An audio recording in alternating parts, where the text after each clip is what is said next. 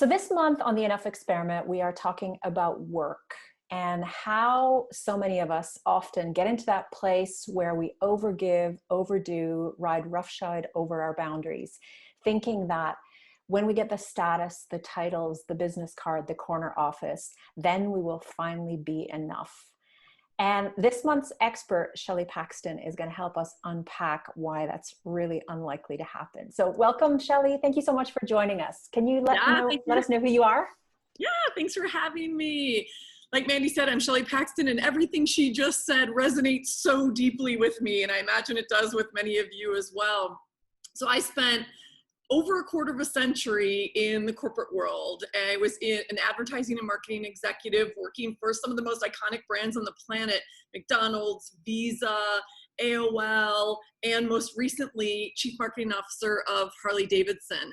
And I was at the peak of my career, and it was like I ticked all the boxes of traditional success on the outside, and yet I felt this emptiness on the inside. And so I ended up leaving my job and starting what is now this movement, this business called Soulbatical, to really find out, figure out what a life lived more authentically, more courageously, and more purposefully looks like. And that's what I've been doing for 3.5 years. I love this idea of just changing the way that we are in relation to work. So instead of thinking that it's going to fill some black hole within us, what I love about your manifesto and the book and the movement that you're creating is it allows us to be enough as we already are, and to explore what that looks like and what being, your term, successful, is actually all about. It just completely changes how we be in work. So would you treat us, if you're willing, to read us your manifesto? Because that's going to get everybody fired up for this month's experiment. Yes, I would absolutely love to. And just a little bit of context for everybody who is watching. So this really, when I said, what does it look like to live more authentically, more courageously, and more purposefully, I like to think about that as rewriting the script of success. This means, what does it look like to be successful, like Mandy said? And that is that success and fulfillment can coexist. And if you're anything like me, you used to think that you had to make a choice and they were mutually exclusive. And so I wrote this, what I call a Rebel Leader's Manifesto, to say, we are the soul of business. We can shift culture, and we can together start to rewrite the script of success. So here's what it sounds like. We are powerful souls. We are the leaders of a revolution to bring more humanity to leadership and culture, to celebrate each and every one of us as human beings, not human doings, and to show up every day with more authenticity and courage and compassion for ourselves and others. Our collective impact is a powerful force for change. We are the ripples that become the wave. We see the light because we've experienced the dark. We've been burned out, stressed out, and checked out. We've watched our boundaries fall and our cortisol rise. We've soldiered through pain, illness, addiction, and not enoughness to get the job done. We've sacrificed our well-being and our weekends. We've played the dangerous games of I should and I'll be happy when. We've stopped listening to the wisdom of our souls, and we've paid the price. But now we know better. We know that we are the soul of business, that our greatest impact in the world comes from the belief that we can rewrite the script of success by creating thriving cultures that are wholehearted, courageous, and humans first. Ones that flip the middle finger to the rules and expectations no longer serving us in favor of these powerful new agreements that do. 1, we are rebelling for, not against, for who we are, what we believe in, and the impact we want to have in the world. We are chief soul officers of our lives, and this is our superpower. 2, we are forging the path, not following it. If the path before us is clear, we're on someone else's, period. 3, we are successful, not success empty. Success and fulfillment are not mutually exclusive, and self-worth trumps net worth every day of the week. 4, we own that authenticity is the truest form of rebellion. Our truth is our power. Boom. 5, We're modeling radical self-commitment and putting self-care on the C-suite agenda. Number 6, we're flipping the time off script, acknowledging that time off is a prerequisite for powerful work, not a payoff for hard work that often goes unused. Number 7, we are choosing soul over salary because we know that one leads to the other anyway.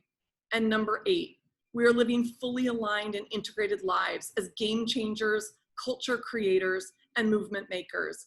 Now is the time to awaken the rebel within each of us, within all of us. What are you ready to rebel for? Okay, I don't know how closely you can see this, but I'm like goosebumpy. I get goosebumpy every time I read it too. Yes. Oh.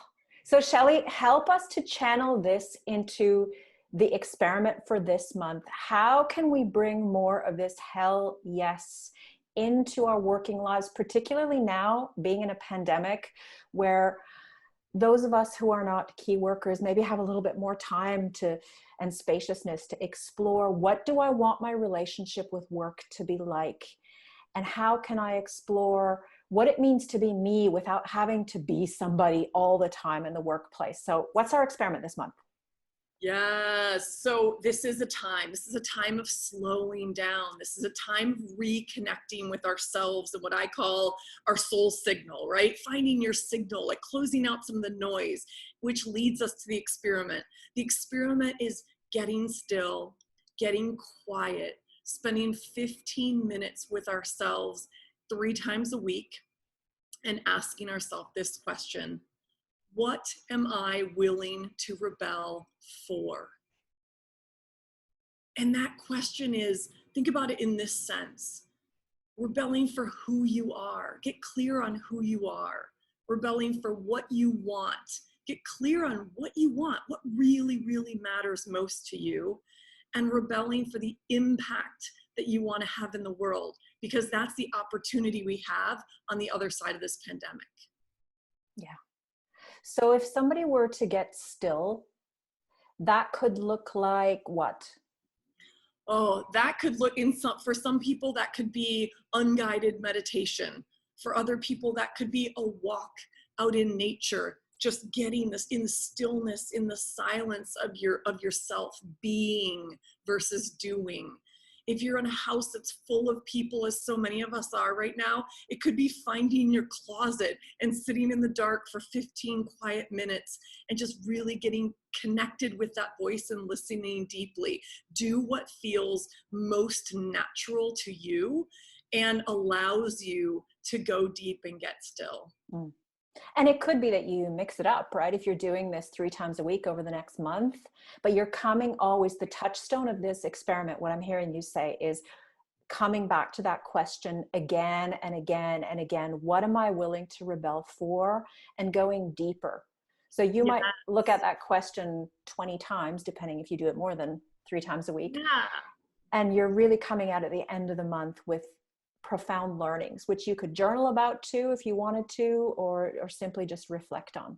Yeah, and I think the beauty in this is, as we do these things again and again, be aware, be present to what is emerging themes, emerging patterns. When I was still at Harley and I just started to get into meditation because I was having this crazy nightmare.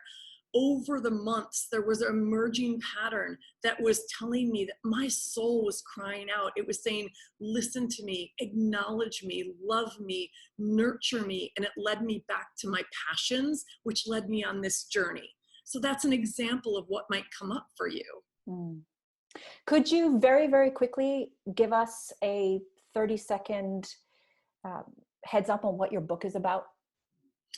Yes, so my book is essentially about that journey from the moment I kind of had this wake up call, because we know if we're not listening to that little voice inside us, first it whispers, then it shouts, and then it's like a 2x4 to the solar plexus. And I got one of those. I got the 2x4 to the solar plexus that said, you are living completely out of alignment with your truth. Mm. And ultimately that led me to christen myself Chief Soul Officer of my life, as you heard in the Manifesto, and say that title is going to help me really stay true to who I am and become responsible for nurturing my soul and listening to it. And I went on this journey called my Soulbatical, which was about that exploration of what does it look like to live and lead more courageously, authentically, and purposefully. And that led me to this big epiphany of, I spent the majority of my life rebelling against everything. I am a rebel. My book, the subtitle of my book is called A Corporate Rebel's Guide to Finding Your Best Life. So this is all about rebelling for, and this is about my journey over the past 3.5 years, creating this movement, this manifesto, this business, and writing this book. And it really is designed to also take you on that journey. And it's an interactive guide to kind of hold up the mirror to say, as you're listening to my story, what's coming up in you? So there are soul search questions at the end of each section. So I'm hearing back from people that it's been a really, really powerful journey for them reading this book. And I'll warn you, it is raw and real and vulnerable. I will attest to that. A brilliant read. So get your hands on Soulbatical as part of this month's experiment too. And let's play with what are you willing to rebel for? Enjoy this month's experiment. Thank you, Shelley. Thank you.